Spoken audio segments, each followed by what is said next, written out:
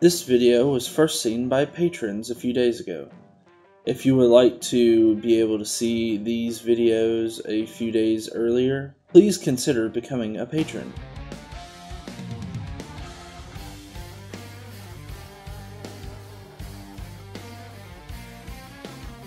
Hi, I'm the Godless engineer, and today I would like to bring you 4 reasons for why I think that we kind of need a different tactic in the atheist community.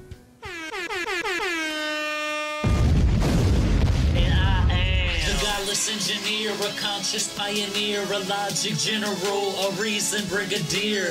More bullshit from the pulpit. Meet me in the comment section and you get schooled, bitch. The Godless engineer.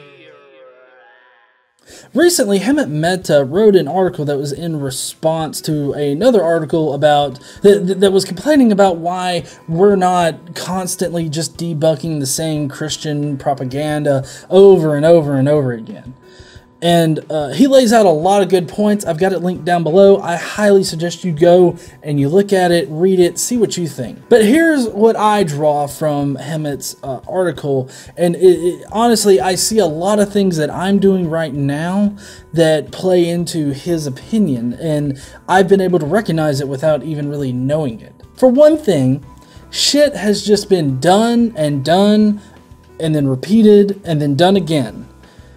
As far as debunking Christian claims or Christian propaganda or the Bible in general, I mean, it's quite literally all been examined and done before. I mean, as far as contradictions go, Sam Harris's organization has done that nice little chart that you see everywhere.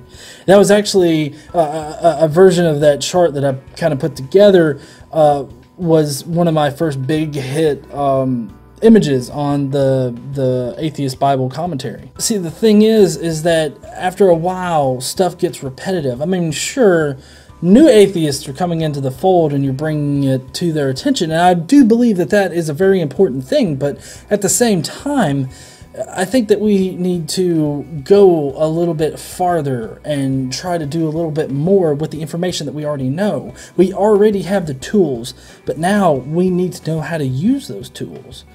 I mean, you can give somebody that's never seen a screwdriver before the screwdriver. He has the tool now, but he doesn't know how to use it.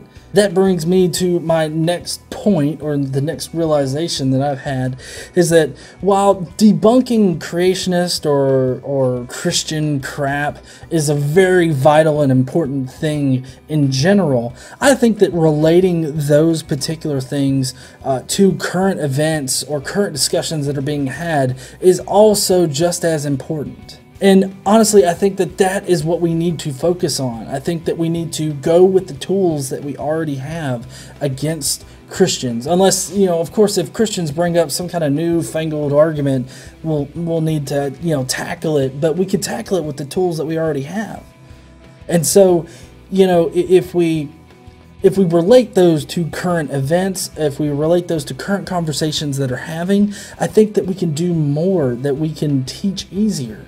And that leads into my next point, and that's mixing academic arguments with common conversation or debate or any kind of thing like that is going to be the best and easiest way to teach new atheists or teach newcomers to the movement, you know, how to use them, what they mean, just all of these different things. I think that the ability to retain that kind of information whenever they're looking at something for entertainment, when they're looking at something and they're looking to be entertained by it, they're not expecting to learn something. And, you know, just a little bit of an anecdotal story. I remember growing up, I would watch this Aladdin cartoon. I had no idea that sand could be used to make glass, right? But during one day, you know, I had watched this particular Aladdin cartoon where it had this machine that was spurting fire out, and it turned the sand into glass and everything. Well, later on that day, I was in 5th grade, we had this, like, sort of like a, not really, it was like a trivia thing. And they listed out all of these things that were clear except for sand. And I was sitting there and I was just thinking about it, and I remembered that Aladdin episode, And I was like, well, they're all clear, or they're all made out of glass, something like that. I answered it with that, and I got it. I was watching something for entertainment, but I learned something in the process.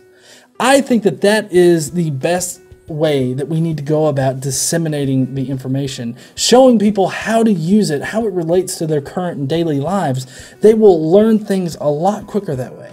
Also, finally, this particular stance widens the audience. If you think about it, it's not just atheists that are looking for videos that are, discussions of an atheist versus a Christian, or, an atheist responding to a Christian, or a Christian responding to an atheist. I mean, Christians are out there looking for that kind of stuff too. I mean, if you see it, Christians love to mimic pop culture and whatever's trending right now. And, right now on Facebook and YouTube and whatnot, these types of videos, responses to street preachers, responses to, Ray Comfort, those are going to be seen by a lot of non-atheist individuals.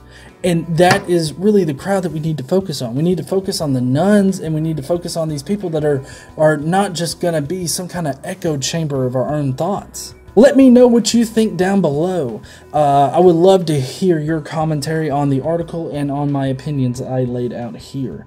If you will, hit the subscribe button if you liked my opinions, or if you hated my opinions. Either way, I got more shit coming that you can disagree with.